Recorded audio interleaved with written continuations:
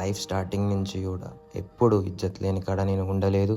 When ever I don't feel respect, నేను అక్కడి నుంచి సేమ్ ఇన్ ఫ్రెండ్ సర్కిల్ అయినా, జిమ్ సర్కిల్ అయినా, ఎక్కడైనా అక్కడి నుంచి నేను నా గురించి తప్పుగా మాట్లాడితే నేను అక్కడి నుంచి వెళ్ళిపోతా. ఎంత జల్దీ అయితే అంత వెళ్ళిపోతా.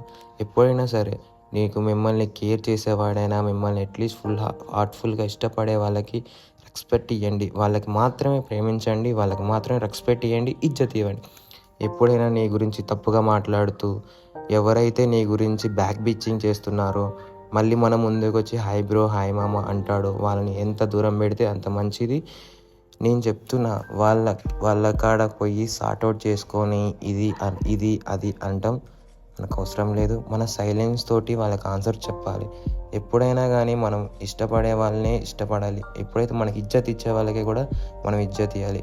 నేను ఈ వీడియో మొత్తంలో ఏం చెప్పాలనుకుంటున్నా అంటే, మనల్ని ప్రేమించే వాళ్ళకన్నా మనం ప్రేమించే వాళ్ళు ఎక్కువ ఏం కాదు.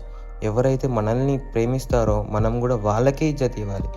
వేరే వాళ్ళకి, మనం ఇష్టమైన వాళ్ళకి మనం ఇజ్జత్ ఇవ్వద్దు. ఎప్పుడైనా సరే మనకి ఎక్కడ అయితే ఇజ్జత్ అనేది, కేర్ అనేది ఏదైతే అన్నీ దొరుకుతాయో అక్కడే మనం స్టాండ్ తీసుకొని అక్కడే వాళ్ళని ట్రూగా ఉండాలి. వాళ్ళతోనే, వేరే వాళ్ళతోనే, వాళ్ళు మన కాడ యాక్టింగ్ చేసుకుంటూ మనకు ముందు మాట్లాడకుండా మన వెనక మాట్లాడి మన కాడ వచ్చి మంచిగా మాట్లాడే వాళ్ళతో ఎప్పుడైనా సరే వాళ్ళతో ఎంత దూరంగా ఉంటే అంత దూరంగా ఉండండి. ఈ వీడియో మొత్తంలో చెప్పాలనుకున్నదే. వాయిస్ కొంచెం డిస్టర్బ్ ఉంటే సారీ.